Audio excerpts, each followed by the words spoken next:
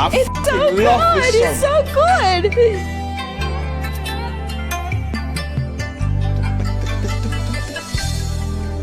Oh, and he finishes in a seventh. A seventh, mate.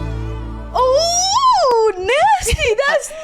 You know, last year, I think it was A Story of a Noble Family. Oh, yes, that blew us away. That probably had the best OST of the year for us that we have ever reviewed that year.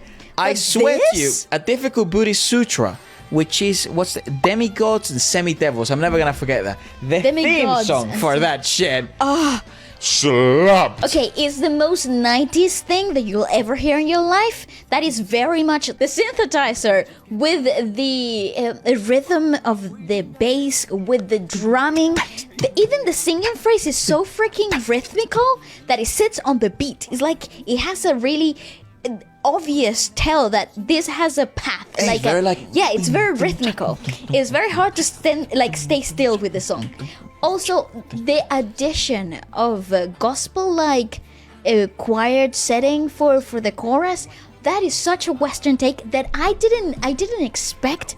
One, for the theme of the OST, and two, because at the time I don't think it was being pushed. Well, I don't know if it's Western per se, but I guess gospel. Yeah, I guess that would be. But it's interesting because I was going to say gospel arrangement. Yeah, I was going to say that based on everything we've heard from the 90s and the 80s, nothing was sort of being tackling production like this, because he was very full, actually very busy. That song is very, very busy. It has a ton of sound effects and synths and different drum arrangements and guitars. Yeah, and sometimes he would stack vocals, which is quite rare for the time. Also, call and response vocal sections. And also, I think the harmony section of the song, so like the guitars and the pianos, they were also stacked. So you had this guy was advanced. Yeah, in terms of sound production, this was probably super ahead of its time. Quite tech forward. I mean, he was a producer, right, for about a year before he then transitioned into his own music in Rolling Stone Records. It really shows. However, I do think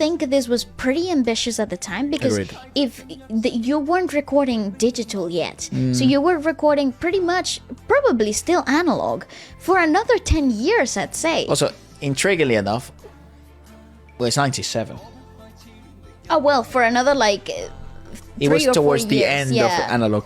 I was gonna say, let's have a look at the lyrics, and then we'll have a look at the actual behind the scenes on the song. Love complete the beauty of the mirror flower. Afraid of luck will be fleeting. Obsessed with greed, anger and anger. Blame you, I'm too greedy for power. Strange earth, sentient beings are too beautiful. Regret the old days to keep the promised oath. Be jealous of joys and sorrows. Loath to shine the world. Cannot hide the joy of a crazy love. So it is sort of recurrent themes from what we've seen in a lot of these sort of like martial arts, historical, or like old stories. They either stories of love reincarnated, gods loving humans, mortals, but they cannot be.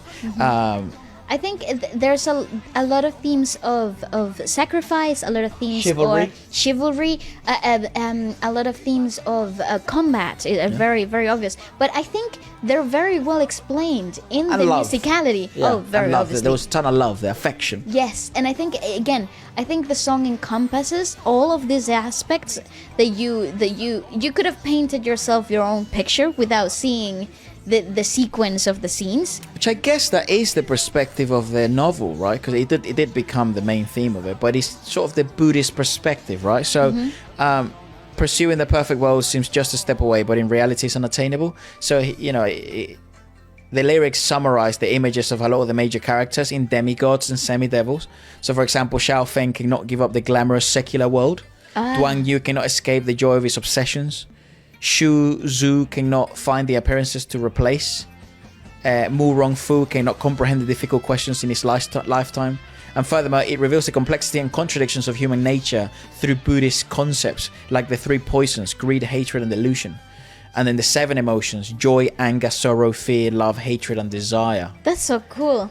What a cool concept to explore, though. So he did utilize a gushen to create the wuxia atmosphere, and then he mixed it with a ton of electronic arrangements, and even I presume the way he recorded the gushing, he might have added some flair in post-production. Definitely, I think nothing was as easy as it meets the eye. No, There's a lot of depth to the production of this song. I am intrigued then on knowing on how. Let's see a different song. Let's see if it's sort of this theme of production continues. The next one is called Friend.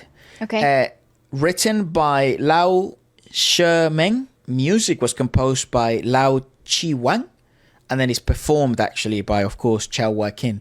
And this was included in his 1997 album with the same name, Friend. Okay. Let's give it a watch. This is fun.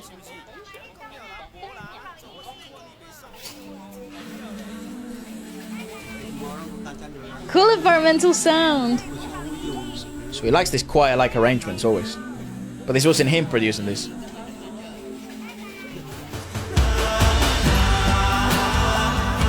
Ooh.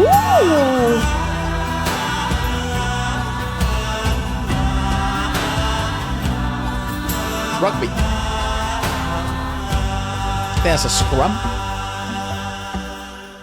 这些年，一个人，风也过，雨也走，有过泪，有过错，还记得坚持什么？ Chunky legs. Yeah, they're big boy. Yeah. 会寂寞，会回首， What a cool song. First time we see him. 在心